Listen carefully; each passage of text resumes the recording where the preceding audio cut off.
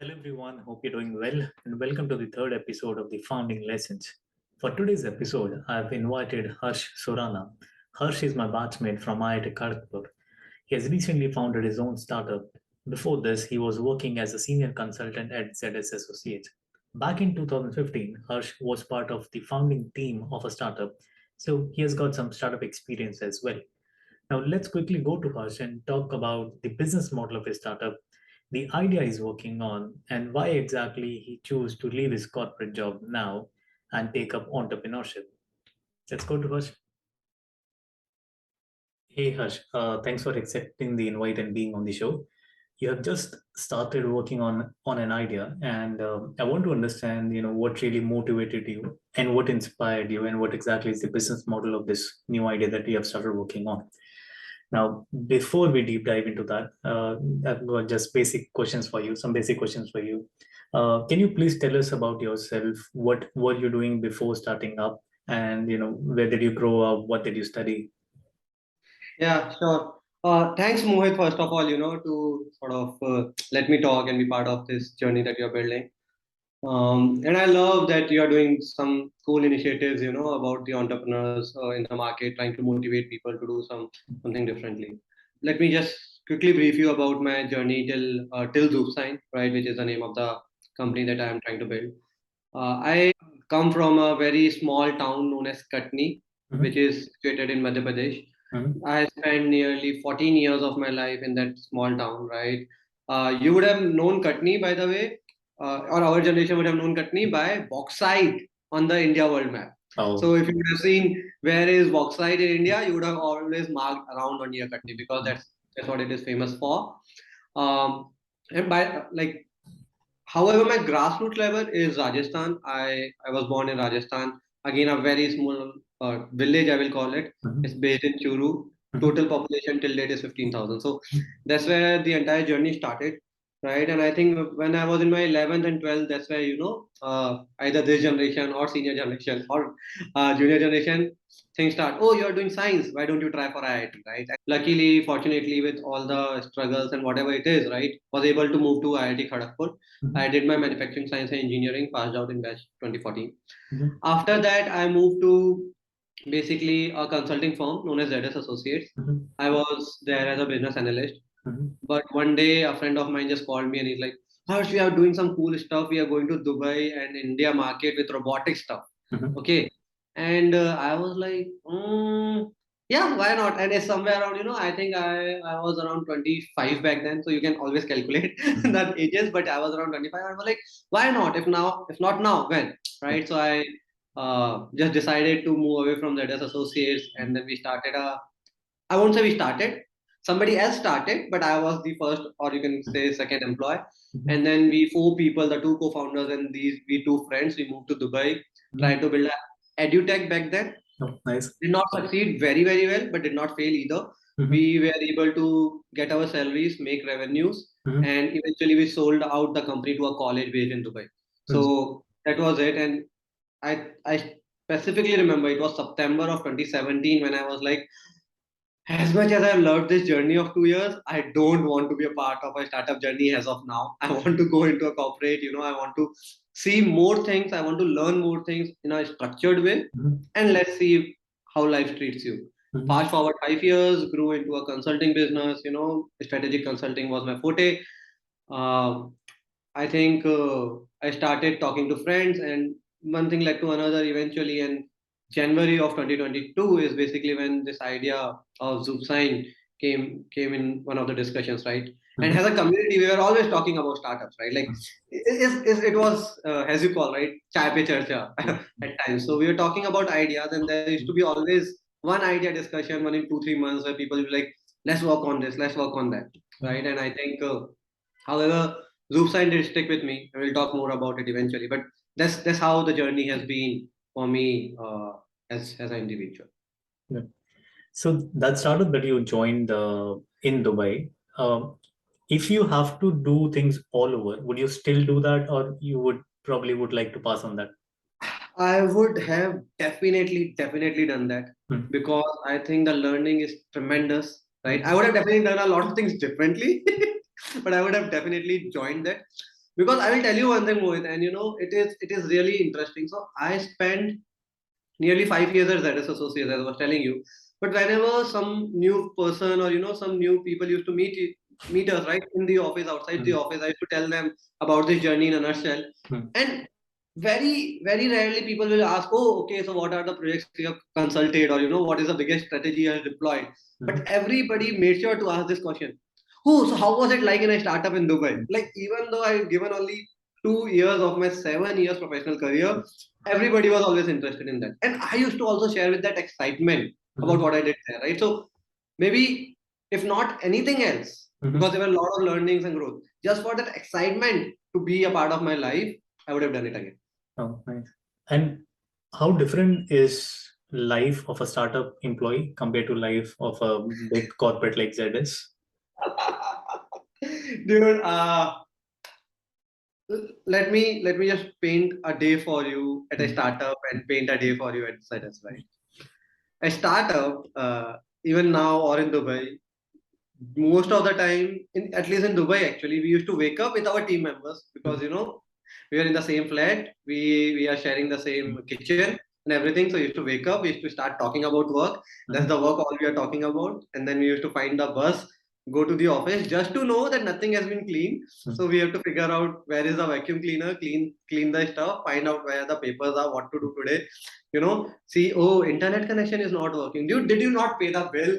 And then eventually process, talk to the customers, talk to the clients for everything, anything. Yes, oh, your shipment is not there, let me do that. Oh, yes, the course is not working, the tech is not working, let me do that. Oh, yes, the website is not working, let me do that. Oh, yes, yeah, you are here to pick something up, yeah, let me come down and hand it over to you. All the way till I have invested at least 20 hours in a week on a photocopy machine because it was not working fine. Pulling it out, unscrewing and screwing it. That's startup, right? Excitement apart, that the daily thing, right? ZS associates. Oh, you're meeting at 11. Yeah, let me wake at 10. All chilled. No rush. Meeting is at 11. Go to office, chill out. Let me have a coffee. Let me have a toast. Oh, they have got a fruit today. Let me have some strawberries, right? Let me sit in my chair. Our meeting is at 11. Have the meeting. Oh, next meeting is at 12. I will work from 1. Let's go for a chai. Let's come back from a chai. Okay. Work from 1 to 7, 8, 9. Have meetings back to back. Fixed target, fixed thing. Food will come. Basically, food is there in the cafeteria, right? You are done with the day. Just call the cab driver. They are standing downstairs. Sit there. Go home. Right? You are traveling somewhere. Your hotels are done. Your flights are done. Even your cabs are done. Right? And I mean, all the other perks aside, right? Like there's life insurance. Trust me on this. People need it.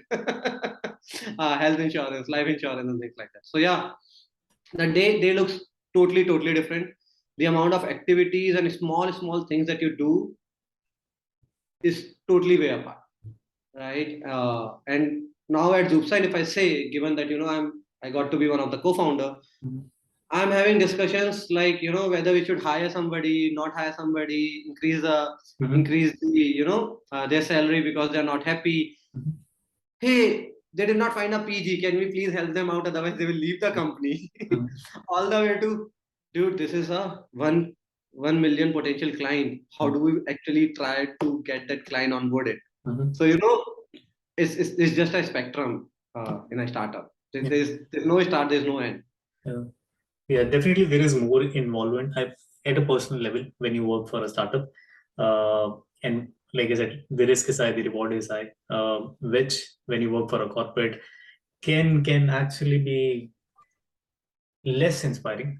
Now, when the idea of Zoopsign came up, what motivated you to actually sign up for it? I think people think differently at different stages of their life, right? So back in 2015, when the Stock Academy is the name of the earliest startup, came in, I did not have to put too much thought. It's more like I want to do it, let me do it, right? But when Zoopsign popped up, right, the life as an individual has changed. There was a personal life that was growing in parallel, right? I got married last year. There are some more responsibilities, right? There are more things you want to achieve in your life and do. And there's a stability that you have hit already. So I think with Zoopsign, one of the even though it was motivating, and it was something new that I wanted to try, and definitely I believed in the idea fundamentally, right? There were these addictive things in nature, right, which is around the financials and the stability. Mhm. So for Zoopsign, as I said, even though the thing started sort of uh, they started to visualize in January, it Mhm. was around May or June when I officially moved to Zoopsign. And one Mhm. of the main reason for that was, to ensure that there is some financial back that we have, at least Mhm. even at the very early stage. Mhm. So even if you see the name, right, is Zoopsign. So Mhm. if you go and you see there is a company known as Zoop.One, Oh. right? Mhm. So obviously they have the trademark and all. So initially the name was not Zoopsign, but the idea was same, right? So we're trying to reach out to the company, and there's this company that is Zoop.One, which are into background verification and things like that. And our idea felt in a very good synergy with them, right? So that's Mhm. where we invested a lot of energy, me and my co-founder, who is also a friend, to sort of talk to them, and we were onboarded with Zoop.One as um, one of the company that they would like to partner for, and they decided to sort of even invest in our early product development. Mhm. So January to June, if you think about it, was less of a product building for me because of the situation, but doing a lot of things on paper, and trying to do lot of market research, and also try to find the financial support even early. So I Mhm. won't say that I got the same thing that I was getting at ZS, not possible at all, right? But at least when I moved out of such a very good paying, I was a senior consultant at ZS. They really have a good pay. When I was moving out of it, at least what I could be rest assured is I do not want or have to break my savings, Mhm. right? Having that achievement in itself sort of, gave me the additional gudge or push, right? So the income decreased, but that's okay. I mean, that's what we signed up for, right? But not breaking your savings, I think also is one of the thing that I personally feel Mhm. I personally needed because of my, personal scenarios and personal lifestyle. So that moved the decision in a very very quick way, right? Uh, Honestly said, maybe this was not the only idea we were trying for. There were two three ideas, and we were talking to people, and all were close to our hearts. All we have invested good amount of time to do things. I see even one of them has been created in Indian market now, which we are Oh. discussing to Mhm. other folks. But I think Zoopsign, I see a lot of potential, right? And because of this synergy, I believe in it even more because I got the early believers, right? Even from the consumer perspective or the funding perspective. So that's have been a good push. Mhm. But I think you have made a very fair point. It does not have to be always a all-in bet. You can make sure your financials are in place, and when you feel Correct. comfortable, even then you can pursue it. Uh, Yeah. at the same time, I feel, and I might be wrong because I've never done a startup myself. There is no particular age where you can start. You can probably start 40s, 50s, whenever you feel like. Whenever you feel. Whenever you feel like. Yeah. Uh, this question that I ask everyone who comes on my show: how do you manage to convince your family? You said you got married recently. How did you, convince your partner? Yeah. It's funny that I have to ask this question because you're not seeking permission to do drug abuse. You are seeking to add value to the society and to probably your life also. Yeah. No, I totally see both the aspects. One of why the question is there at the first place, and the second why you have to clarify to ask a question like that in the country like India. But you will never might or people will never might use these questions in any developed country, right? I think it's a fundamental shift that India is seeing right now, and questions like these will definitely help people Mhm. to figure out what is motivating other people, right? So talking about family, I think I'm a personal believer that everything might be similar at a broader scale, but as you go at an individual level, since every human is different, things will be different, right? So, as I told you that we came, I come from a not so, we come from a middle class, right? Fundamentally, simply bluntly put, right? So where we used to plan maybe 3 months in the future, but anything after that, it would have been difficult because of financial crisis. I think coming from that background, sort of always keeps you mentally stable from the financial perspective that, okay, we have seen that you can manage your finances at this number. You have done decent in 5 years. So you have some good savings. We are not worried about if things doesn't work out. I think that's where the age also become a factor. Right now, I have a decent saving at the worst case situation, right? And nobody in my family, actually, even my wife or my mom, dad, right, asked me this question that what if it doesn't work, right? They always said that let's just try to make it work. However, I know that knowing that this talk, which I'm not sort of breaking, gave them a mental peace of not, you know, telling that, hey, what will you eat if it doesn't work, right? And I think there's that's also the partial reason that back when I came back from Dubai, right, I decided that I need to learn more and maybe I need to save a bit more, because in Dubai I saw that there can be crunches, right, where there's a finance crunch. And I know everybody appreciate struggle, because we are like, if it is no struggle, how will you reach it? But maybe you choose your struggle, right? Maybe you choose that you want to struggle with the product, with the customer, with the consumer, with the team, with the market, with the competition, but you don't want to basically struggle with your daily needs. Yeah. Right.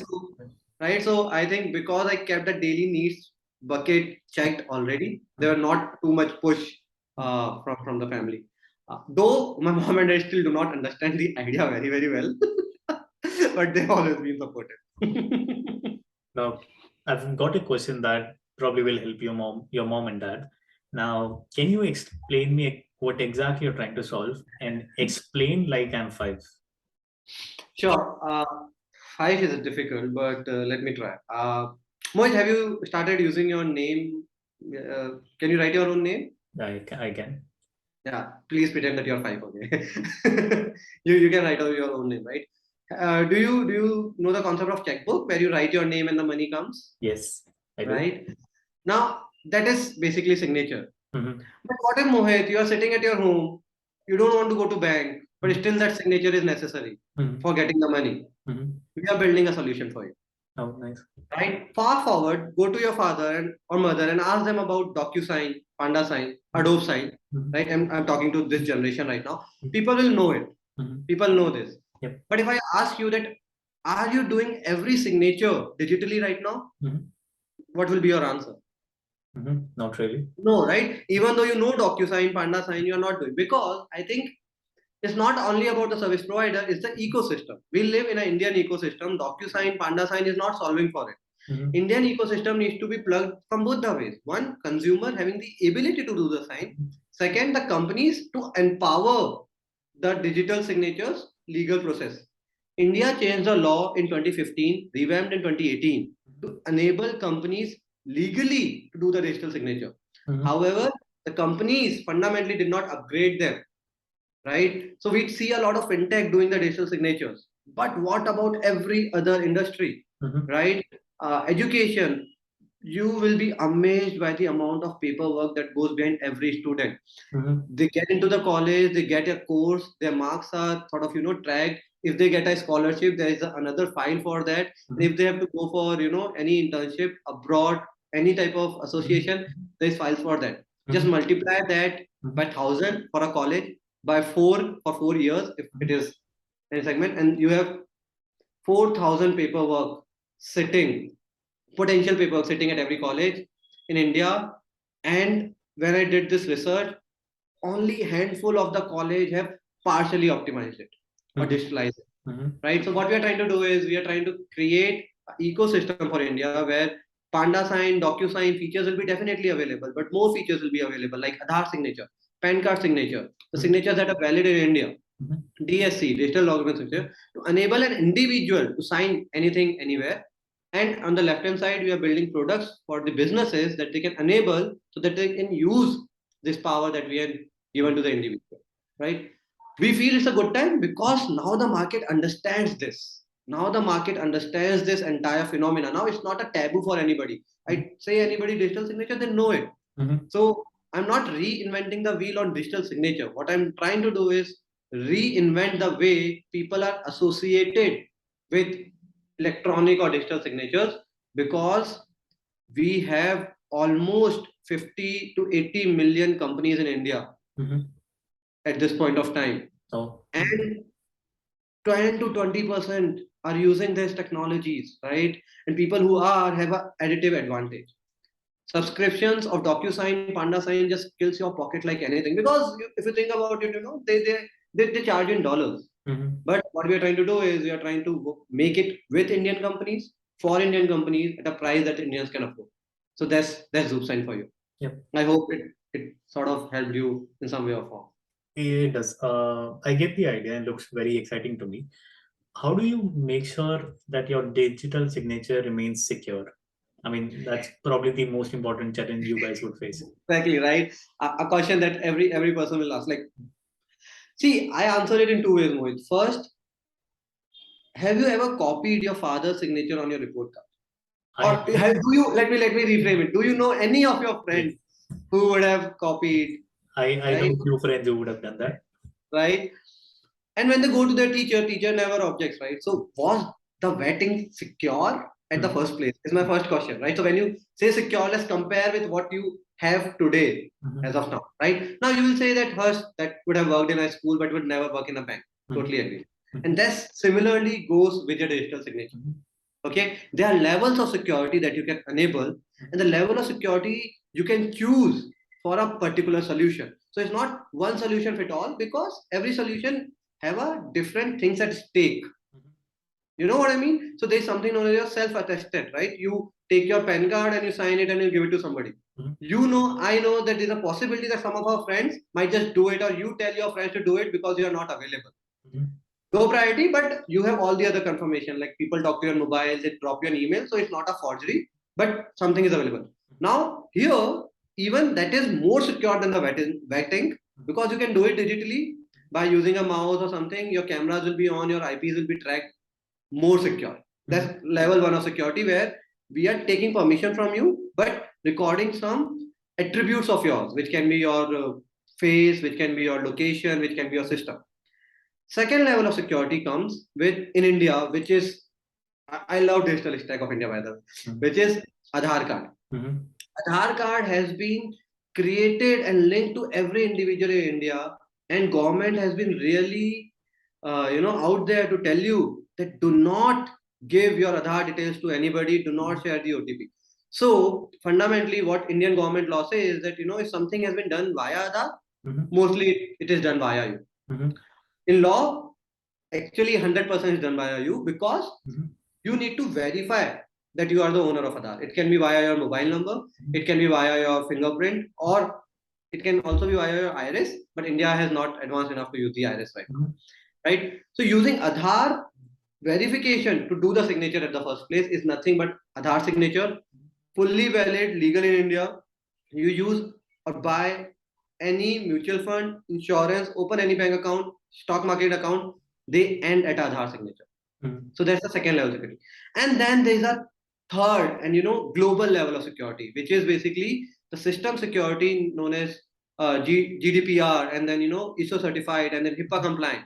Mhm. These are basically the auditing certificates that you have to get audited. Once your system has been built in such a robust way that nobody can hack it, you Mhm. are using the best in class hardware and the softwares, not only the softwares. You have dedicated hardware for every signature that is generated digitally, and you get these certification. So at the end of the day, if you see, the security varies, and people should understand that. And people should also feel as a business owner, which is the security level they want to do, Mhm.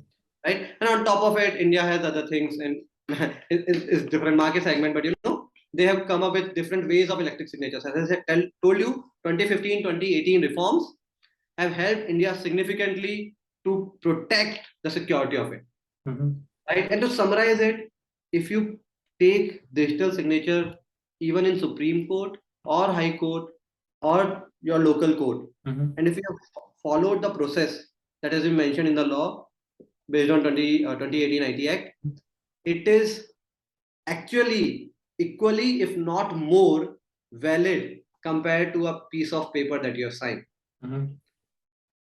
right? Because people can caution the piece of paper nowadays that, hey, this is not my signature, but it is very, very, very difficult to caution the digital signatures if you have followed all the layers. you were in front of the camera. I know the timing. I know your location. It was you.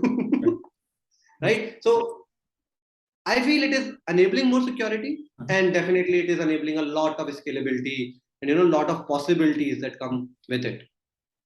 Sure. Uh, on that, like, what's the current state of Zoopsign? What does it look like today? It started with a team of two, roughly three months ago, June, I think. Yeah.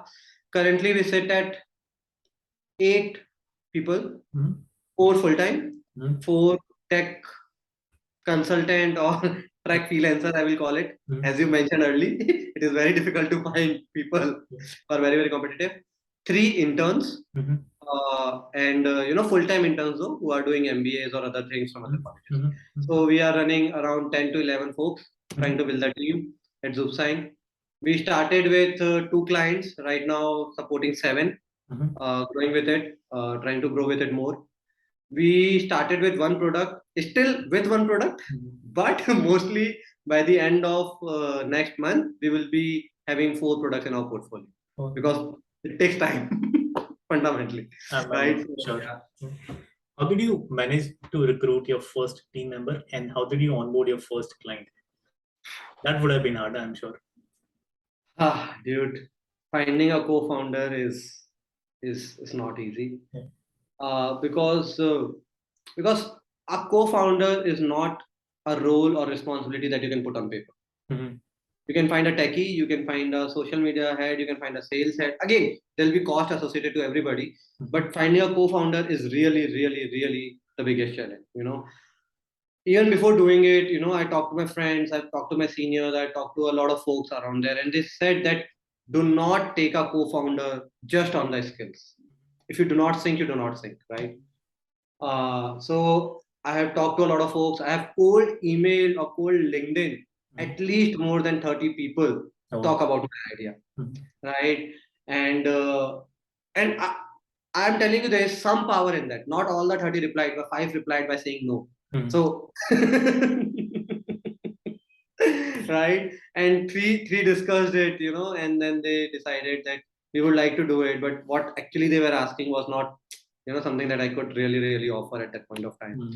But you keep looking, you're talking. And then there's this Ravi Tej, luckily from the same college, same batch. I know him. I was talking to one of my friend over phone, and I'm like, yeah, looking for a founder. I need these skills. I'm like, hey, there's this guy who was to working in startup. Now he moved freelancer because he's looking for another guy who can help him build a startup. And I was like, whoa, sounds like a partner for me, a techie looking for business, right? And having that bond of college, even though we did not talk much in college, but just knowing that you belong to the same place gives you additional confidence, right? And then 2 months of discussion, it's gonna take its own sweet times, 4 meetings, and we were like, okay, we are good to go. But just to realize that the difficulty has started now. Now you have to find people for whom the roles and responsibilities are available. Very, very difficult to find tech people in India or at any place right now. We started with freelancer.com, Upwork. There are a lot of companies right there in the market who provides you talent. So we started with some of them, paid really premium price because we knew that we want to test the things out, right? So rather than trying to do everything ourselves, we tried to take support because we are in a business to provide you support for your signature. So why to hesitate, right? And then we started with some support. Even 2 people of those people whom we started with still continue today, all going really, really well.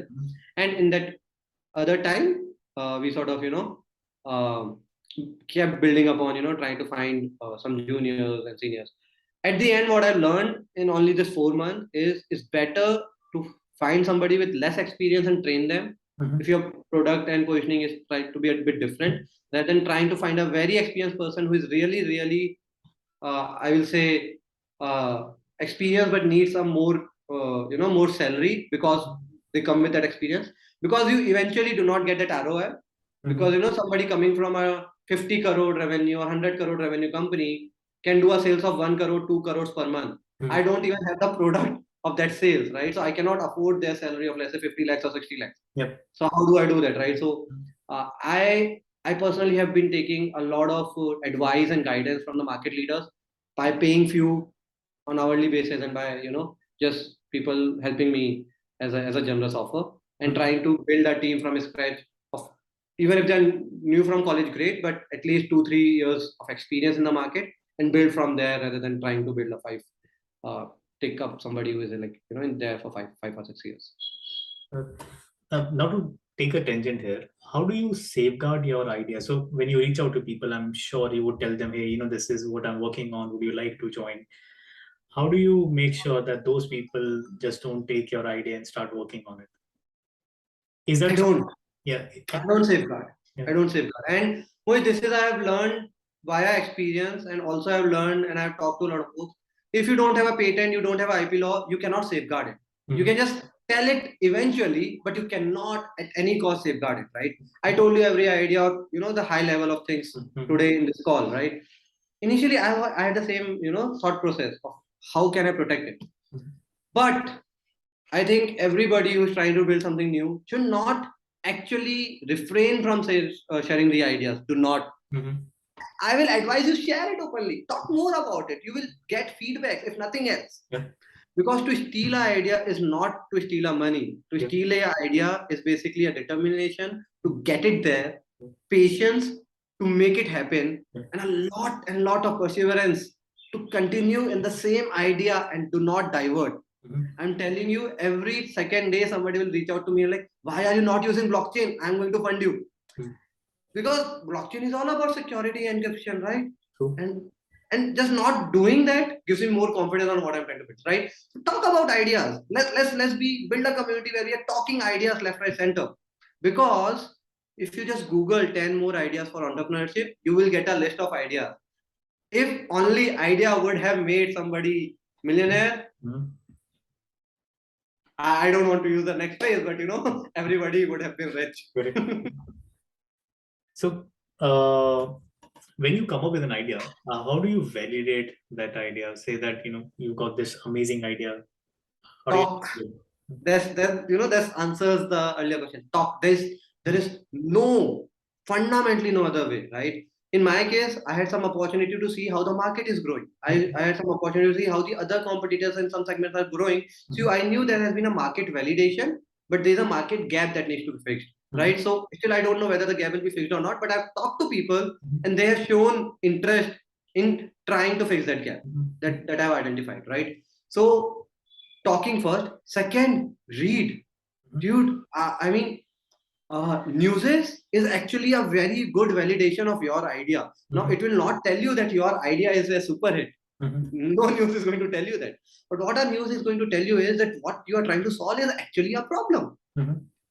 Every time I read that there has been a signature fraud, I know that this is a validation that you need to protect it more. Every time I read that customer dropout at the last stage is 80% via some magazine, I know that this is the validation of my idea. So you have to try to find the places where this is. And lastly, you can do everything on the whiteboard. Every single thing on the whiteboard. I have been a consultant for 7 years. Trust me, I can fill whiteboards left, right, center. But you only get to know whether it will work or not work the day you talk to your clients and you continue to try and have them for next 1 year. I've not even reached that stage, right? But I'm mentally prepared because that's what people have told me and I've seen them, and that's what I've learned from the books, that the final validation will only belong to you and the way you do it, right? Just to end this discussion here, right? I got this example. Amazon has never been the early mover of e-commerce. It has got its early advantage, but it has never been the only e-commerce company out there. We all know what it is. Don't you think the idea was not out there from the day one? Amazon, buy everything online. Hey, idea is there. People Shopify came up. You can build your own Amazon in 2 days. We see another Amazon. We do not. Yep. Because people not only validate the idea, they validate the people associated with the idea and the way you execute the idea, right? And I am believing on it more the way, or more I talk to the seniors, the people who are out there in the entrepreneurial industry, that ideas will find its new place as long as a pivot. We keep calling that pivoted. Instagram pivoted, Twitter pivoted, Quora pivoted. What is this pivoting? If idea would have made you billionaire, there would have be any pivoting, right? Fundamentally.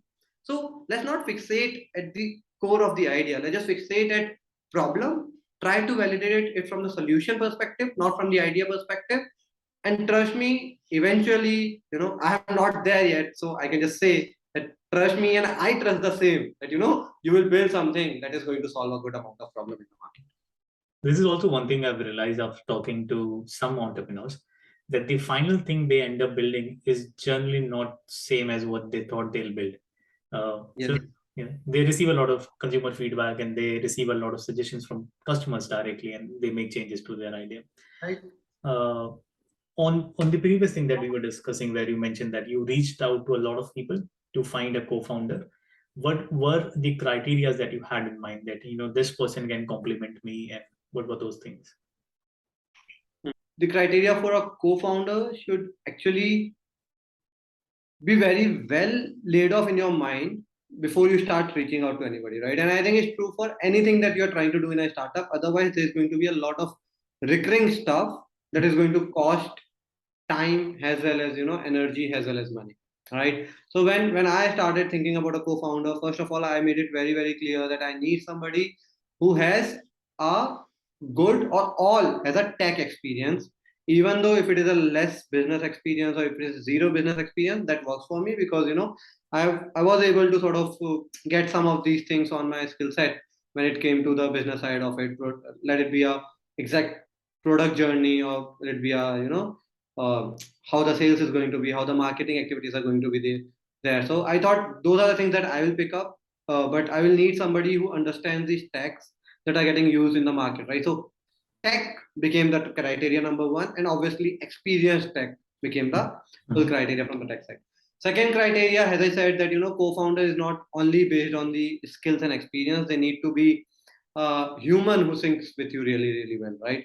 So for that, one of the criteria was I did not want to judge anybody, who has had a decent startup experience or had a less startup experience, but I definitely wanted to find a right match where there was a nudge for the startup, right? There was a nudge that it's okay if we fail, it's okay if we are not able to do it, because the fundamental reason is that you can talk all about the positive things, right? But you have to ensure that you find somebody who understand that this boat can go negative. All the startups are not going to go IPO, right? So if I tell everybody that this is going to be $1 million startup, 1,000 people will be like, oh yeah, I want at least 100 million from that $1 billion, right? So that's there. So one of the second criteria was for me to at least understand that the front person is also prepared in case it doesn't work, and definitely equally prepared to make it successful on the other side. But mentally is prepared, and has the mental appetite to stay there, right? Because what I know is maybe it will fail, maybe it will not fail. Eventually, if you keep trying, it will never fail. But if you see that you are near failure, and a person who has not been mentally prepared for it might just let go this, because if you find somebody experienced, you are sort of betting with somewhere around 40 to 50 INR per year as a CTC, right? So hey, it is not going anywhere. I don't see any future. Let me apply to a company, and if I get anything around 30, I will go. That's a very easy decision for people to make. So I wanted to avoid the situation, and I always tried to find that right match, right? So that became my second criteria. And third, I actually tried to go via friends. I won't say family that much at this point of time because there were not many, but I actually tried to go via friends where I have pinged connection number 2 on LinkedIn, which fundamentally means there was a connection number 1 already existing. At times I already had a talk with the connection number 1 whom I already know, or I saw the profile and I like looks like a person, and if they replied, or if they would have replied, in some of the cases, my always second criteria was to go to that common person to figure out if I sort of making the right thing. Only reason of friends is not that I do not believe that strangers can be great co-founders. They can be, but I was out there in the market, and some stranger meets me, and I was totally open for the discussion. But the people I was approaching to, I was always trying to find there's one common connection, because they at the end of the day digital, right? So I don't know that person. Yep. that well. So there's somebody who knows that person as a human. So those were the three main criteria that I had in my mind when I was trying to reach out to people for things. Yeah, sure. To take another tangent here, are you part of any formal program right now, or do you want to apply for any formal program? I am not a part of any formal program. I am thinking to apply for incubation, Mm-hmm. right? But I am having second thoughts, and actually, that's a thing I have been talking to everybody from last 3 days. I am making all the material that are required for being a part of incubator. What else than Y Combinator? Definitely, the 4th of September is their last date. 12th of September, 4th of September depends on some of things. But so I've been preparing for that from last 2 weeks. Getting all the tags, all the links, all the videos, all the answers brushed up and ready. But I think that's the one that I'm definitely applying actually, to be honest, right? And after that, I am also thinking to apply for this. I am Bangalore. I think there is this NSE NSEREL. I'm forgetting the exact names, right? So that one. But I am not actively applying for all the incubators out there at this point of time. I'm sort of being a bit picky, just for the reason is I have some mentorship from the co-founders of Zoop, who have already created a very successful startup, and I have got the financial backing to make my product. So even if I invest time and energy on building the product and learning from the customer, I might be more ready, to the things like that. So I'm trying to be part of few, but some of the known names in the market right now from the learning perspective and network building perspective. Mm-hmm. So those are the two major aims rather than the fundraising at this point of time. Because if you think about a incubator, generally the startup's reason to go into an incubator is definitely mentorship, guidance, networking. But a really big chunk is, the initial fund that you get to make the product and test it out in the market. Right. So either it's these incubators or maybe eventually a VC if required. If things go as planned, maybe break even. Sure. So when I talk to startup founders, YC is one name that always comes up. Can you tell us what's the selection criteria for YC? Yeah. So I can tell you what I read, Mm-hmm. right? And is basically, I think YC is actually looking for something that is new, something where you are trying to change things for sure, right? That's every other incubation is, right? Something where they see a potential market. This is going to be common. So it's Mm-hmm. YC, non-YC, that's common. One thing that I find really different in YC, is when I'm going to the forms and the links where you actually apply, people have this, video upload or page deck. Mm-hmm. They have some basic details about the co-founder, maybe link their LinkedIn profile to get, their history. And then they revert back to you. YC, on the other hand, actually do not have any link for the pitch deck. They have links for demo, they have links for prototype, they have links for working website or working any tool if you have. They have a session where you can upload some photos if you want. You Mm-hmm. can, if you want, you can upload your pitch deck. They don't explicitly call it a pitch deck. They're like some of the material that are. They have a very detailed, exhaustive form for each and every founders, Mm-hmm. which includes why this, why that, why not that, what if it breaks type of questions. They have a very exclusive set of questions when it comes to idea, traction. Not, I think YC so far I've seen 5 6 forms, not even many. But YC is one of them which says, if this idea doesn't work, what is your next idea? Like nobody's talking about idea number two on the idea number one submission, what YC is. And some of the folks who have got the YC right, and I learned is incubation by default is always an investment on the team as well as the company and the idea. Team slightly above because product is not even ready to, and it's just an idea, right? So I told you initially, idea is as good as the people who are actually executing it if it's just an idea. So I think YC spends a lot of time to get it out from you about why you are doing it, why you think only you can do it, and why you will be successful about it. And this why you rather than why this idea, I think definitely motivates people.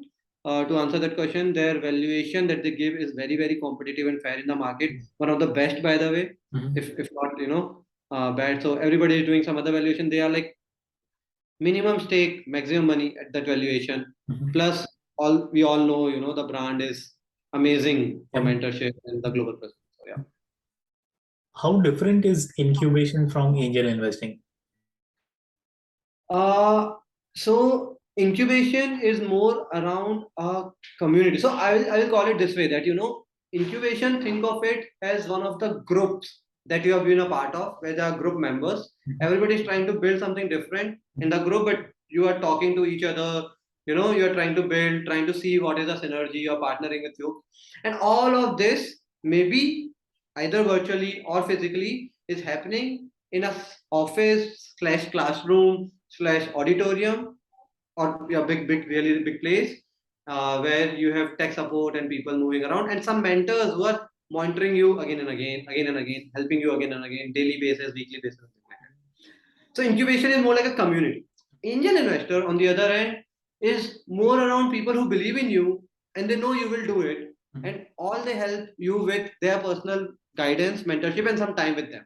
That community, now again, don't take me on my words right now, because now people are merging these things, right? Initially, incubators were different, Google incubator, Facebook incubator, then angel investors were different, pre-seed was different, seed was different, VCs were different, But the fundamental idea of angel investor was somebody who believes in your idea, gives you the required resources for the idea in a single push. It can be technology, it can be money, and then leave you on it. Obviously, they can track, they will not track, totally depends upon them, but leave you on it for you to do it. Incubation, sort of, that community enables you a bit more, right? You're talking to people of similar age groups, similar passion, maybe, and things like that, right? Incubators also have more predefined terms and conditions.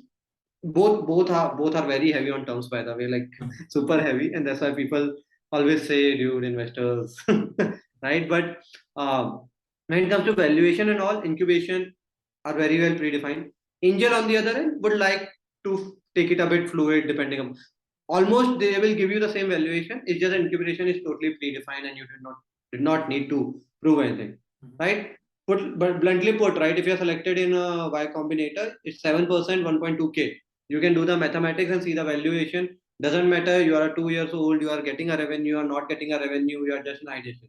If you are selected, that's your valuation on day one. However, when you go to any angel, they would like to see where exactly is the product, and accordingly they will try to give you some valuation that fits right in. So that's like valuation side difference, and then definitely there's a bigger community level differences that is there. However, as I said, don't take me exactly on the word, because right now what angels have started doing is, since they have 10 people whom they have invested, they are putting all of them together as a part of a digital campaign. But if you say structurally, doing everything is structurally planned, incubator have already done that structuring. Angels are just trying to have some meetups and gatherings of those folks now and then. Sure, thanks. One final question for you. So what have been your key learnings and what's your word of advice for the budding entrepreneurs? Key learning, I'm here to learn, right? So my key learning is there's a lot to learn. On day one, I was like, yeah, I spent 3-4 months reading about this stuff. Now I think I know. On day second, I was like, I don't know anything. So I think that my greatest learning so far has been that I'm still learning, and I have to keep that hat on. Always try to figure out what's new there and what more I can learn, and always keep that spirit on. It never ends. Doesn't in the early stage. Doesn't 4 months here, and I think that's a great thing to be in. Budding entrepreneurs, I will just say one thing, which I personally believe and follow. So I feel it resonates, is take your time. Take your time. You get opportunities. It's not that you would have thought about Facebook, so you would have created it, or if you have not able to think about it, you cannot create a company like this. Take your time, do when you are ready, right? Do when you feel you are ready, and when you feel your ecosystem is ready, as per your parameters, not anybody else's. I had a couple of parameters that Mohit and I discussed early in this call. You can have your own parameters. Ensure that there are going to be new parameters. Everybody thinks that it's all about money and it's all about this. But once you start, you are like, dude, it is all about laws, compliance, paperwork, hiring, team, client, product, timeline, sick leaves, having discussion on sick leave, right? So If you feel that there are some things that you can ease out from your plate, take time for doing that. And if you feel that you have done all the due diligence and this is the right time, do it today. Simple. That's the only advice, right? So I feel people have started doing it today, but there are still people who need to understand that you are not ready today, and it's totally okay. Mhm. Take the time to be ready. Otherwise, all you are doing is enhancing your struggle cycle, because that's going to be there, right? Maybe just try to sort of squeeze it up bit smaller than it is initially planned. Mhm. So yeah, that's what I will tell these folks. Yes. Thanks a lot, Harsh. So thanks for taking time and sharing your story with us. This was really insightful, and it was great to have you on the show. Thank you. Have a Thank good you, Mohit. video. Bye bye. Hope you liked the video and found it useful. If you did, please like this video and share it with others so that they can also discover it. Please subscribe to my channel if you haven't already and press that bell icon to get notified when my next video is out. An audio-only version of this video is also available on all of the major audio streaming platforms. I will leave a link to my podcast channel in the description of this video. My next video should be out soon. Till then, enjoy, take care, and keep innovating. Thank you. Bye bye.